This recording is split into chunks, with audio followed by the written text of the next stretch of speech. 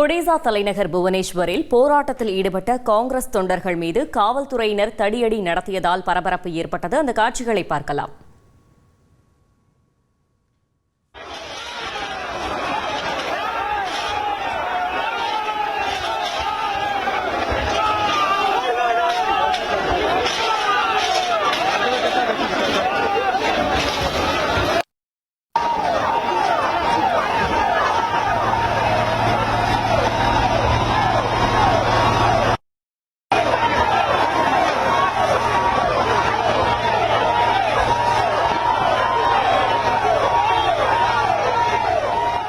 இது பற்றிய விவரங்களை செய்தியாளர் ரமேஷ்குமார் வழங்கிட கேட்கலாம். ரமேஷ்குமார், வணக்கம். கள தகவல்களை சொல்லுங்க.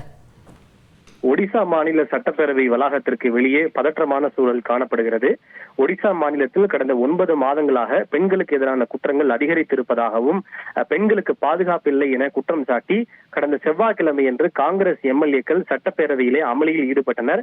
மீண்டும் மீண்டும் அமளியில் ஈடுபட்டதால் அவை நடவடிக்கைகளுக்கு இடையூறு ஏற்படுத்தியதாக 14 காங்கிரஸ் எம்எல்ஏக்கள் சபாநாயகரால் சஸ்பெண்ட் செய்யப்பட்டனர். இந்த சஸ்பெண்ட் நடவடிக்கையை கண்டித்து காங்கிரஸ் கட்சியின் சார்பில் இன்று பேரணி மற்றும் ஆர்ப்பாட்டத்திற்கு அழைப்பு விடுக்கப்பட்டிருந்தது. அதனைத் தொடர்ந்து ஒடிசா மாநில சட்டப்பேரவை அமைந்திருக்கக்கூடிய மகாத்மா காந்தி சாலையில் இன்று ஆயிரக்கணக்கான காங்கிரஸ் தொண்டர்கள் மற்றும் நிர்வாகிகள் பேரணியாக சென்று ஒன்று கூடினர்.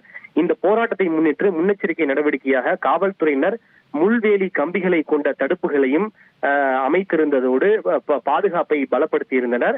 இந்த நிலையில் காவல்துறையினருடைய தடுப்புகளை மீறியும் முள்வேலி கம்பிகளை தாண்டியும் அதை தகர்த்துவிட்டு காங்கிரஸ் தொண்டர்கள் முன்னேறி செல்ல முயன்றதால் பல இடங்களில் காவல்துறையினருக்கும் காங்கிரஸ் தொண்டர்களுக்கும் இடையே தள்ளுமுள்ளும் மோதலும் ஏற்பட்டது. ஒரு கட்டத்தில் காவல்துறையினர் மீது காங்கிரஸ் தொண்டர்கள் கற்களையும் தாங்கள் கொண்டு வந்திருந்த நாற்காலிகளையும் தூக்கி வீசியதாகவும் கூறப்படுகிறது. இதனைத் தொடர்ந்து போராட்டக்காரர்களை கலைப்பதற்காக காவல்துறையினர் தண்ணீரை பீச்சு அடித்து அவர்களை கலைக்க முயன்றனர். இது தவிர போராட்டக்காரர்களை தடியடி கொண்டும் காவல்துறையினர் கலைக்க முயன்றனர். இதனால் அந்த பகுதியிலே ஒரு பதற்றமான ஒரு சூழல் காணப்படுகிறது. நிலைமை தொடர்ந்து பதற்றமாகவே இருக்கிறது. அந்த பகுதியிலே போக்குவரத்து தடை செய்யப்பட்டு வேறு பாதையிலே மாற்றி விடப்பட்டிருக்கிறது. தகவல்களுக்கு நன்றி ரமேஷ். செய்திகளை உடனுக்குடன் தெரிந்து கொள்ள உடனே சப்ஸ்கிரைப் பண்ணுங்க.